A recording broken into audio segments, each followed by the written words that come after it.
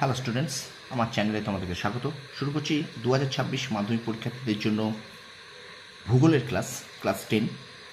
দেখতে পাচ্ছ তোমরা ভারতের জনসংখ্যা ও নগরায়ন ভারতের অধ্যায় থেকে, আমাদের আঞ্চলিক পোর্শন থেকে এই যে ভারত থেকে যে পার্টটা আছে ভারতের জনসংখ্যা ও নগরায়ন, এই অধ্যায় থেকে শর্ট প্রশ্ন তোমাদের সামনে তুলে ধরছি। প্রথম থেকে শেষ পর্যন্ত ভিডিওটা দেখবে, একটু স্কিপ করবে না, ঠিক আছে? আর আমার চ্যানেলে যদি নতুন হয়ে থাকো অবশ্যই চ্যানেলটা সাবস্ক্রাইব করবে, পাশে থাকা বেল আইকনটি প্রেস করে রাখবে সবার আগে নোটিফিকেশান পাওয়ার জন্য। আর অবশ্যই বন্ধুদের মাঝে একটু বেশি করে শেয়ার করে দেবে। এখান থেকে তোমরা কিন্তু এমসিকিউ, এসএকিউ, শূন্যস্থান পূরণ, শুদ্ধ অশুদ্ধ তোমরা কিন্তু অবশ্যই পাবে। তোমরা একটা কথা মনে রাখো, তোমাদের কিন্তু ভূগোলে 30-এর ওপরে প্রায় শর্ট প্রশ্ন আছে।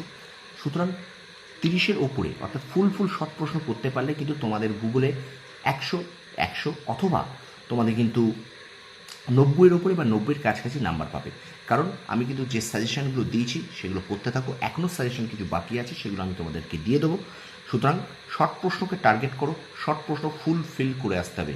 শর্ট প্রশ্ন যে যত বেশি করে আসতে পারবে, যদি ফুলফিল করে আসতে, তার কিন্তু নাম্বার দারুণ হবে, ঠিক আছে? সেটা যে কোনো সাবজেক্টের ক্ষেত্রে কিন্তু প্রযোজ্য মাধ্যমিকে।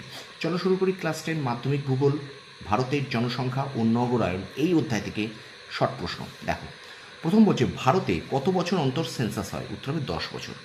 2 নম্বর প্রশ্ন, ভারতে কত সালে লোক গণনা শুরু হয়? উত্তর 1871 সালে। 3 নম্বর প্রশ্ন, সেন্সাস শব্দটি কোন শব্দ থেকে উৎপত্তি হয়েছে? উত্তর হবে লাতিন শব্দ।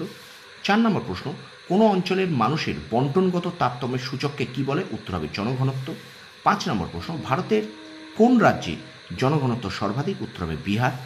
6 নম্বর প্রশ্ন, গ্রামাঞ্চল ধীরে ধীরে শহরে পরিণত হয় কোন প্রক্রিয়ার মাধ্যমে? উত্তর হবে নগরায়ন। 7 নম্বর প্রশ্ন, কোন কেন্দ্রশাসিত অঞ্চলে জনঘনত্ব সবচেয়ে কম? উত্তর হবে আন্দামান ও নিকোবর। ধারণযোগ্য উন্নয়ন ধারণাটি কার? উত্তর হবে এভা ভেলফোর। 9 নম্বর প্রশ্ন, কোন রাজ্যে জনঘনত্ব খুবই কম? উত্তর হবে অরুণাচল প্রদেশ। 10 নম্বর প্রশ্ন দেখো, ভারতের সর্বাধিক স্বাক্ষর রাজ্য কোনটি? কেরল।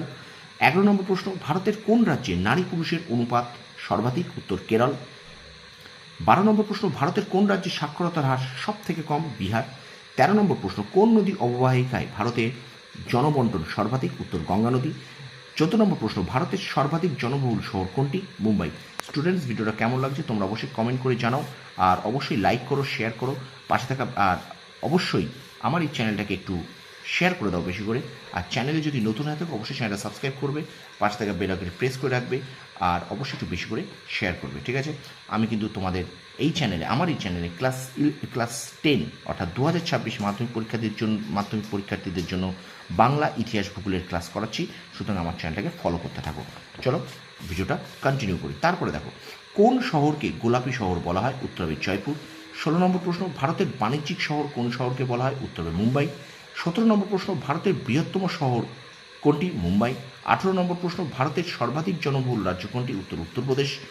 19 নম্বর প্রশ্ন, কোনো দেশের জনসংখ্যা ও সম্পদের পরিমাণ সমান হলে তখন তাকে কি বলে? কাম্য জনসংখ্যা। 20 নম্বর প্রশ্ন, ভারতের বৃহত্তম মহানগর ও মেগাসিটি কোনটি? উত্তর মুম্বাই। 21 নম্বর প্রশ্ন, কোন শহরকে ভারতের রোম বলা হয়? উত্তর দিল্লি। এবং 22 নম্বর অর্থাৎ শেষ প্রশ্ন আজকের এখনকার মতো, কোন শহরকে ভারতের ম্যানচেস্টার বলা হয়? উত্তর হবে আহমেদাবাদ।